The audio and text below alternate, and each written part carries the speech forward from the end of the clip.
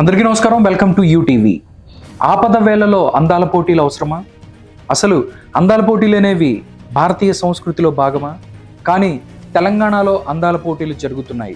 అసలు ఈ టైంలో అంటే ఇండియా పాకిస్తాన్ మధ్య ఈ యొక్క ఉద్రిక్తతల మధ్య ఈ యొక్క అందాల పోటీలు అవసరమా? ఈ అంశం మీద మనతో మాట్లాడటానికి ప్రముఖ సామాజిక విశ్లేషకులు నరసింహరావు గారు ఉన్నారు. సార్తో మాట్లాడదాం, మరిన్ని విషయాలు తెలుసుకుందాం. నమస్కారం నరసింహరావు. నమస్కారం అండి. సార్, ర్యాంప్ వాక్ జరుగుతుంది తెలంగాణలో. అక్కడ బోర్డర్లో చూస్తే సైనికులు తుపాకులతో పట్టుకొని ప్రాణాలు అర్పిస్తున్నారు. మన తెలుగు వీర జవాన్ మురళీ నాయక్ ఇక్కడ ప్రాణాలు అర్పించి శోక సంద్రంలో తెలుగు రాష్ట్రాలు ఉంటే, ఇక్కడ ర్యాంప్ మీద అందాలు చూపించే ప్రయత్నం జరుగుతుంది. ఎలా చెప్తారు? ఒక సామాజిక కార్యకర్తగా మీరేం చెప్తారు, విశ్లేషకులుగా? ముందుగా మీ యూటీవీ ప్రేక్షకులకి నమస్కారాలు చెబుతూ, ఈరోజు అందాల పోటీలు అనేటువంటివి ఏవైతే ఉన్నాయో, అసలు ఈ అందాల పోటీలు ఏంటండి? ఇది మన సంస్కృతిలో అయితే భాగం కాదు.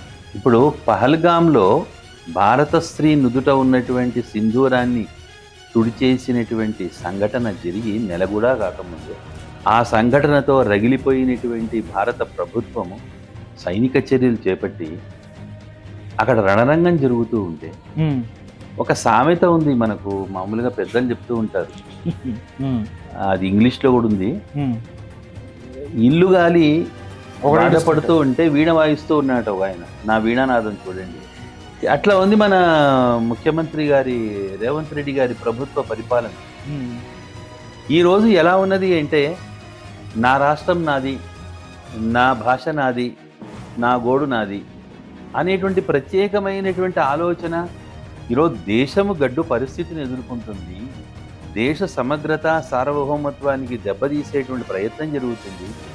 దేశంలో సహజీవనానికి అంటే కలిసి బ్రతకడం అనేటువంటి దాన్ని దెబ్బతీయడానికి మళ్ళీ అంతఃశత్రువులు ఒకవైపున, బయటి శత్రువు పాకిస్తాన్ లాంటి వాళ్ళు ఒకవైపున, వాళ్ళు నిరంతరం కృషి చేస్తూ వాళ్ళ పనులు వాళ్ళు చేస్తూ పోతున్న సమయంలో ఈరోజు స్త్రీ అందచందాల్ని ర్యాంప్ మీద ప్రదర్శించి తద్వారా వచ్చేటువంటి 100 కోట్ల రూపాయలు, మన ఎవరో అడిగితే రేవంత్ రెడ్డి గారు అన్నారు, అందాల పోటీలు ఎందుకు పెడుతున్నామంటే దేశ విదేశాల నుంచి ఆడవాళ్ళు అందాల భామలు వస్తారు, వాళ్ళ యొక్క దానివల్ల మనకు బిజినెస్ పెరుగుతుంది, 100 కోట్లు వస్తాయని అంటున్నారు.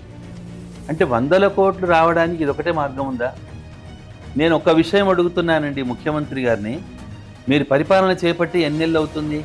దాదాపు ఏడాది దాటింది కదా. ఒక సంవత్సరం. ఏడాది దాటినప్పటి నుంచి ఇప్పటిదాకా ఏదైనా అభివృద్ధిదాయకమైన కార్యక్రమం మీరు చేశారా? సూటి ప్రశ్న. ఒక్కటైనా అభివృద్ధికరమైన పని చేశారా? 6 వాగ్దానాలు, 6 గ్యారంటీలు అన్నారు. ఒక గ్యారంటీ మీరు తీసుకున్నారా? తీసుకోలేదే. ఈరోజు ఆడవాళ్ల పరువు, మర్యాద, గౌరవాలకు సంబంధించినటువంటి, అంటే మీరు అనొచ్చు భారత స్త్రీలు కాదండి, పాశ్చాత్య దేశాల నుంచి వస్తున్నారు, దేశ విదేశాల నుంచి వస్తున్నారండి, వాళ్ళు తమ అందాల్ని ప్రదర్శిస్తున్నారు, మన భారత స్త్రీలు ఏం కాదండి. భారతదేశంలో భారతీయ సంస్కృతి పాశ్చాత్య దేశంలో ఉన్న స్త్రీ కూడా తల్లి వంటిదే.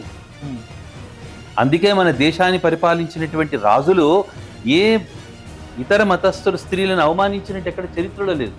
ఓకే. ఈ సందర్భంగా మీకు ఒక చిన్న ఉదాహరణ చెప్తాను. శివాజీ మహారాజ్ జీవితంలో ఆయనకు నూనూగు మీసాల నూతన యవ్వనంలో, అంటే 18-19 ఏళ్ల వయసులోనే ఆయన కోటల్ని జయించాడు. కళ్యాణదుర్గ అనేటువంటి కోటను జయించినటువంటి సందర్భంలో ఆ కళ్యాణదుర్గాన్ని పరిపాలించిన మహమ్మద్ గారి కోడల్ని ఒక అబ్బాజీ సోందేవ్ అనేటువంటి అనుచరుడు తీసుకొని వస్తాడు శివాజీకి కానుగ్గా ఇవ్వడానికి. ఒక పెట్టెలో తీసుకొని ఇస్తాడు. ఓకే. ఎందుకంటే నూనూగు మీసాలు అప్పటికి పెళ్లి కాలేదు ఇంకా శివాజీకి, మంచి కానుక నాకు ఇచ్చాడు అని చెప్పి నేను మెచ్చుకుంటాడని. అంటే అప్పుడు శివాజీ మహారాజ్ ఆ విషయం తెలిసి సింహాసనం మీద నుంచి లేచి కిందికి వచ్చి ఆమె దగ్గరికి వచ్చి నమస్కారం చేసి, అమ్మా, నా అనుచరుడు తెలియక చేసినటువంటి పొరపాటు, నన్ను క్షమించండి అని చెప్పి ఆయనకు ధనకనక వస్తు వాహనాలు, ఆమెకు ఆడపిల్లను అథారిటీకి పంపించినట్టుగా సకల రాజలాంఛనాలతో మళ్ళీ రాజ పొలిమేరుల దాకా తను వెనక వచ్చి ఆమెను మళ్ళీ మహమ్మద్ గారి ఇంటికి పంపిస్తాడు. ఇదండి మన సంస్కృతి. భారతీయ వనితలు భారతావని భాగ్య కల్పలతలు అన్నాడు ఒక కవి. మన స్త్రీల ఆ విధంగా మనం గౌరవిస్తున్నాం. ఒక తల్లిగా, ఒక చెల్లిగా, ఒక ఇల్లాలిగా మనం గౌరవిస్తుంటే, ఈరోజు ప్రభుత్వం ఏం చేస్తుందండి? ఆడవాళ్ళని ఎరగా వేసి డబ్బు సంపాదిస్తుందా? ఇక అంతకంటే చేతగాని ప్రభుత్వం ఎక్కడైనా ఉందా? పైగా యుద్ధ సమయంలో మీ ఇష్టం వచ్చిన యుద్ధాలు మీరు చేసుకోండి, మా కార్యక్రమాలు మేము చేసుకుంటామనేటువంటి పద్ధతిలో నడుస్తుంది. ఇది మంచి పోకడ కాదు. ఇది ముఖ్యమంత్రి గారికి నేను చెప్పేటువంటి విన్నపం ఏంటంటే, ఈ అందాల పోటీల్ని ఆపివేయండి. ఇవి మంచికి కాదు. ఈరోజు యూత్కు మీరేం సందేశం ఇస్తున్నారు?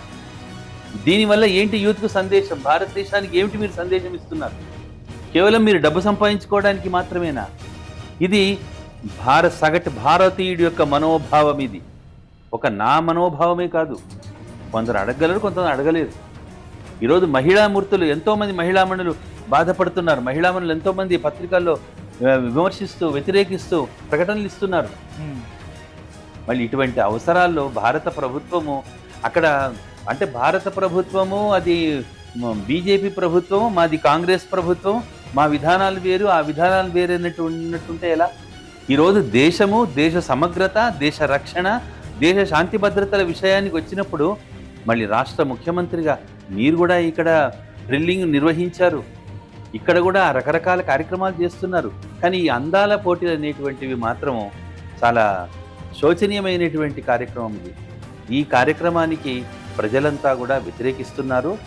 మళ్ళీ ప్రజల మనోభావాల్ని దెబ్బతీసేటువంటి పని మీరు చేయకండి. ఈరోజు హైందవ స్త్రీ కానీ, మహమ్మదీయ స్త్రీ కానీ, క్రైస్తవుల స్త్రీ కానీ, ఏ మతానికి సంబంధించిన స్త్రీలు కూడా అందాలని మేము బహిర్గతం చేసే కార్యక్రమానికి మేము ఒప్పుకుంటామని ఎవరు అన్నారండి? కాబట్టి ఇటువంటి కార్యక్రమాలు చేయడం వల్ల ఆర్థికంగా 4 రూపాయలు వస్తాయేమో కానీ ప్రభుత్వానికి నైతికంగా పతనం అయిపోతుంది. కాబట్టి మనము నైతిక విలువల్ని కాపాడడానికి ప్రయత్నం చేద్దాం.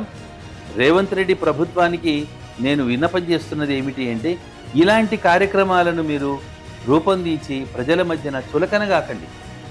ప్రజలు మిమ్మల్ని ఎందుకు ఎన్నుకున్నారు? గత ప్రభుత్వాలేవో చేతగాని చేశావనే కదా ఈ ప్రభుత్వం నేను ఎన్నుకున్నది. యువకుడు, మంచి శక్తివంతుడు, చురుకువంతుడు, చాలా చైతన్య స్వభావం కలిగిన వాడు. మళ్ళీ అటువంటి రేవంత్ రెడ్డి గారు పైగా ఆయన గతంలో ఆర్ఎస్ఎస్లో ఉన్నాడని, ఏబీవీపీ కార్యకర్తని, జాగృతి పత్రికలో పనిచేశాడని మళ్ళీ మీడియా ద్వారా తెలుసుకున్నటువంటి మాలాంటి వాళ్ళకి మళ్ళీ ఈరోజు ఆర్ఎస్ఎస్ భారత స్త్రీని గౌరవించేటువంటి సంస్కారం కలిగినటువంటి మళ్ళీ అటువంటి దాంట్లో ఎదిగినటువంటి రేవంత్ రెడ్డి గారు ఇలాంటి కార్యక్రమాలు చేయడం ఏమాత్రం సమంజసం కాదు. మళ్ళొకసారి ఆలోచించుకోవాలని నేను ఈ సందర్భంగా వారికి సలహా ఇస్తాను.